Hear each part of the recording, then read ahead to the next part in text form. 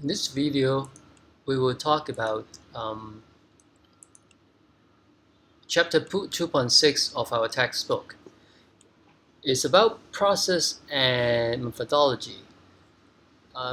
Methodology and process, they're similar. I mean, they're related, but then they're somewhat different.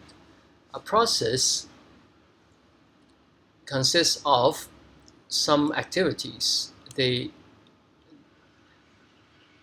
related, and so by carrying out that activities, we achieve some goal. In the case of software development, the process has activities that help us to create software.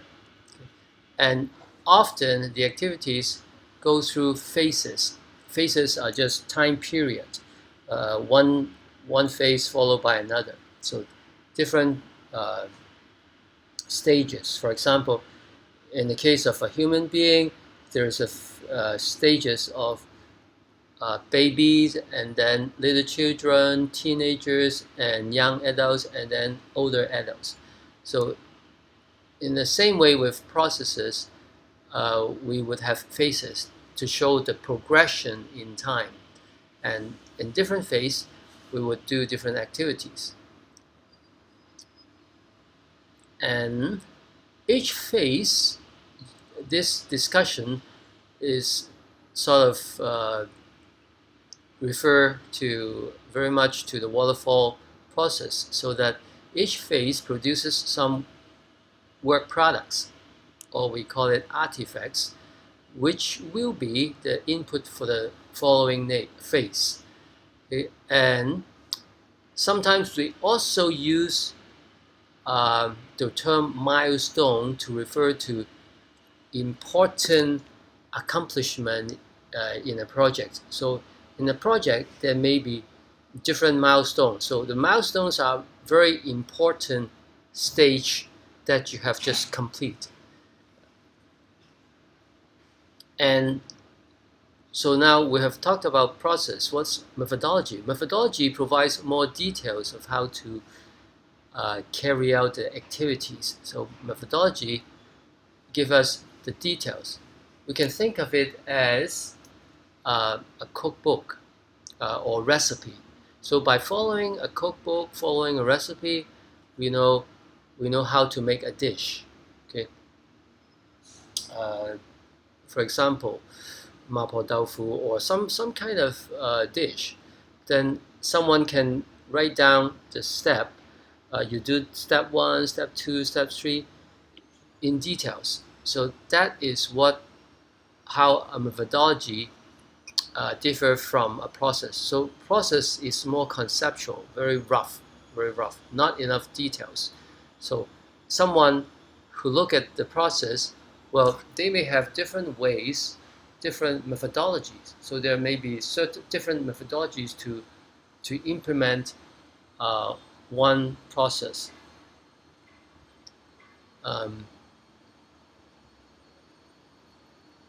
So it's very specific. What's the entrance condition, exit condition? In the process, we may still have a description of the entrance and the exit, but they will be very rough and very conceptual and or somewhat vague. Vague, that means it's not very precise. But when it comes to methodology, everything becomes more precise.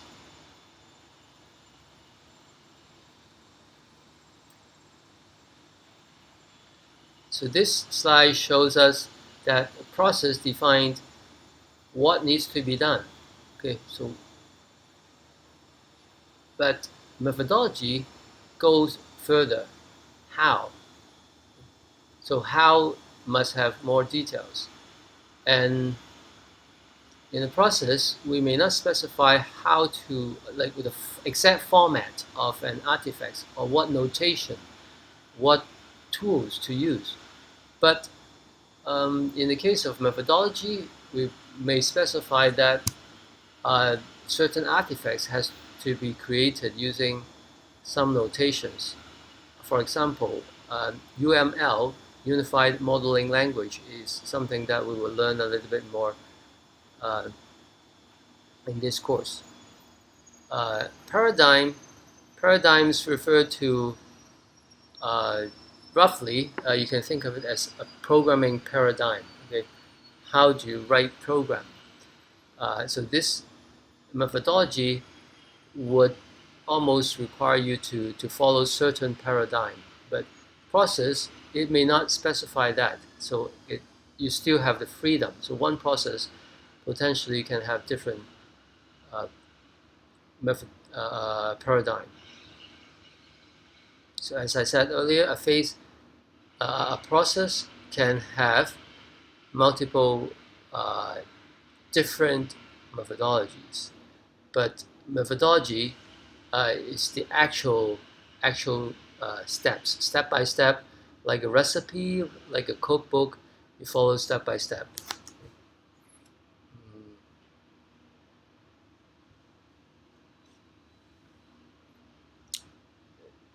Examples of process: waterfall, spiral, prototype. These are very rough or agile, but these structure analysis, structure design, object modeling technique, DSDM, Scrum, and Crystal Orange, XP, featured, I think FDD is probably stands for feature-driven development. So they are more specific. So are they related?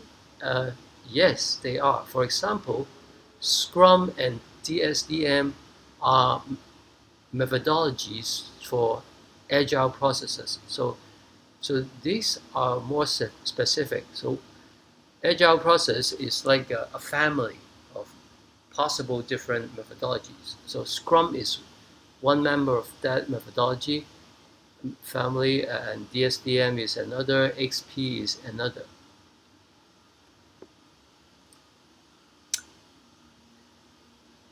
The most popular paradigms are procedural, object-oriented, and data-oriented.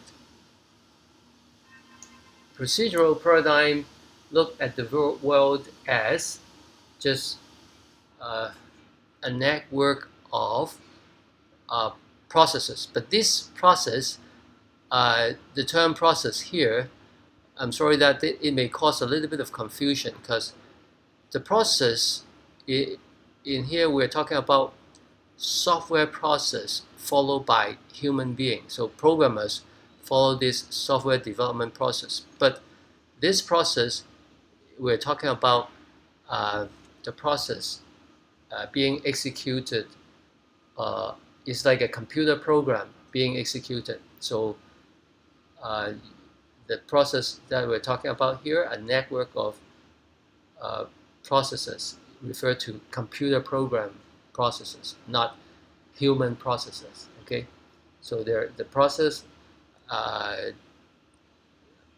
So you make sure you understand with. So procedural paradigm will have a number of computer programs, perhaps running together, networking together. For example, client on the internet, you may have your web browser running some part of the program, and then on the server side is running another program, and that actual running of a program is called process. Okay, so we're not talking about the software development process. So it is the computer program process. And so that procedural paradigm refers to those computer program processes, and they have a detailed description of how to do things. Object-oriented paradigm look at the world as objects, and objects belong to classes. Okay, so a class is a template of certain things. in the case of a university administration system, then we have a class of students, and then maybe Peter is one instance of that class, and we also call it object. Peter Chen is an object of the student class, and maybe Mary Wong is another object of the student class. And in the OO view, OO paradigm, objects are the basic building block. So what's the difference between the procedural view and the OO view? In the OO view, operations are organized according to the object's data. Okay, so for example, if a student, let's say, for example, the student being an object, and maybe a student has failed many courses, so the student maybe on probation. That means is under warning, being warned that he has to improve. So that warning is a status, a state of that object, and maybe we can have operation function method call to update that status. But all the operations are organized under the data being the attributes of the students. Okay. But in the procedural view, it doesn't need to be that way. Okay, so the OO view, OO paradigm, require us to associate operation with the data. So operation on a student is always associated with the data of a student. But procedural view is more flexible. It doesn't require operation to be organized under some data objects, some data classes. So you can think of OO being procedure plus some additional organization requirement. And data-oriented is another view that looked at data entities and, for example, ER diagram in database. So that is another view. So let's look at these three main paradigms. Procedural paradigm. This diagram is called data flow diagram. Okay, data flow diagram use circle to represent process, and then this to represent customer as a person, and that something usually with two parallel line, something like this. These are data. Okay, so this customer refers to the customer as a person that provides orders, detail to this process. So this process later will be implemented as a computer program, and then this process will also create some invoices. Okay, done, okay, for the customer. So how come the customer appear here again? Well, this refers to the database or the data record. So this notation refers to data record. But data flow diagram, there's more than one notation, so there's some variation to that. But that is probably popular in the 70s. In the 70s, this is very popular. And so that's structure analysis. We create some data flow diagrams to describe a system. And another way to look at system design is by decomposition. Okay, so the big system may be decomposed to 2 or 3 smaller components. So each component is divided further and further until it's very small. Then the programmers will just take the smaller component and to implement it. There's another term that also uses this sort of approach. It's called functional decomposition. So structured design, functional decomposition has roughly the same meaning. So it has a hierarchical look. So that what hierarchy means at the level here is divided into several components, and each level you can divide further. Okay. And that is the procedural paradigm. And OO paradigm has OO analysis and design. During analysis, we may create a class diagram like this. So this is a class diagram. It means class 2 and class 3 has certain attributes, and they are child classes of class 1. And class 1, that means the methods and the data, class 2 and class 3 will inherit them from class 1. So unless class 2, class 3 decide to change it, to override the data attribute or the operation, otherwise they can have all the data and operation from class 1. But usually, when we have child classes, we usually have something to change. We could change the data a little bit, or we could change the operation a little bit. Or class 1 may just specify that I have a method, I have an operation, but it doesn't provide the detail. So the child classes will provide the detail of that. And in that case, class 1 is called the abstract class. You probably have heard of it, and you should know about those terminology. So an abstract class is a class that some method is missing the implementation. So you just declare what the name of the method and what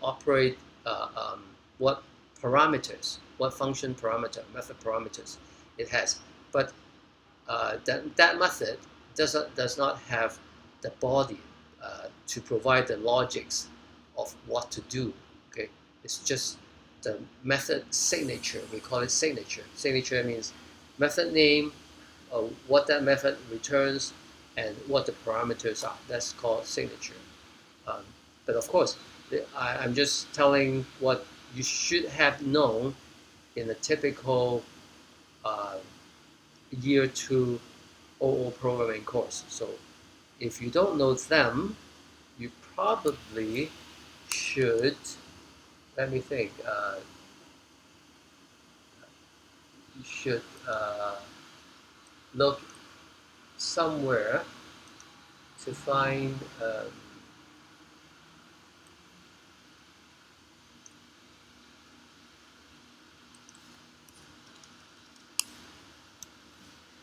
OO programming.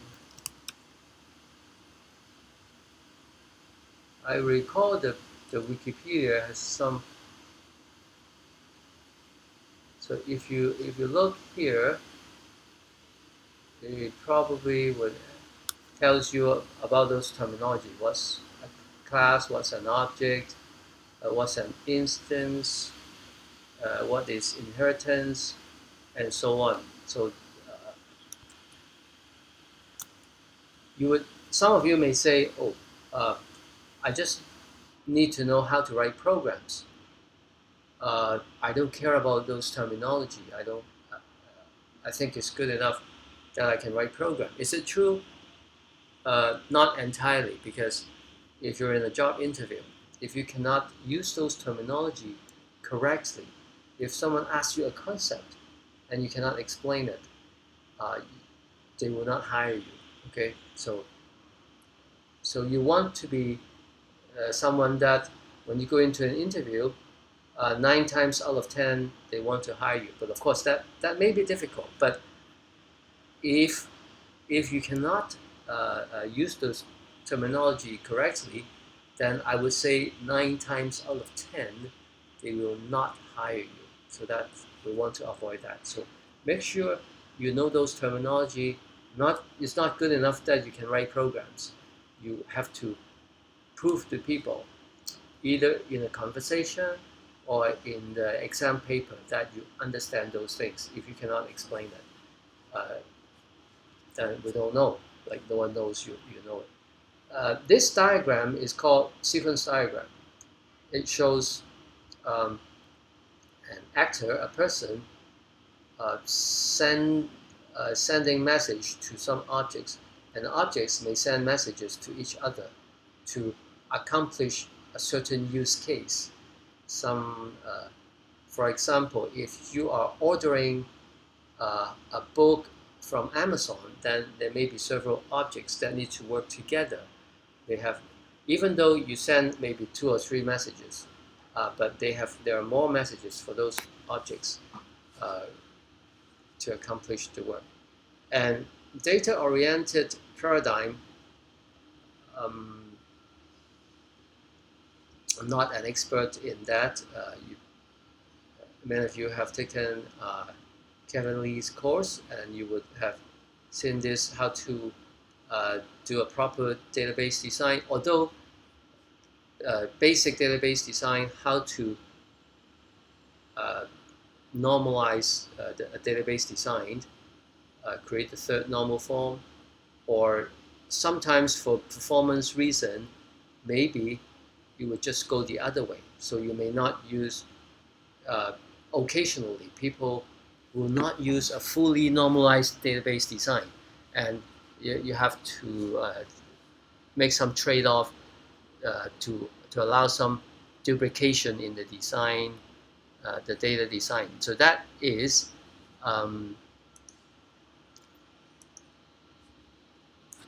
the 3 paradigm, and that wraps up chapter 2.6.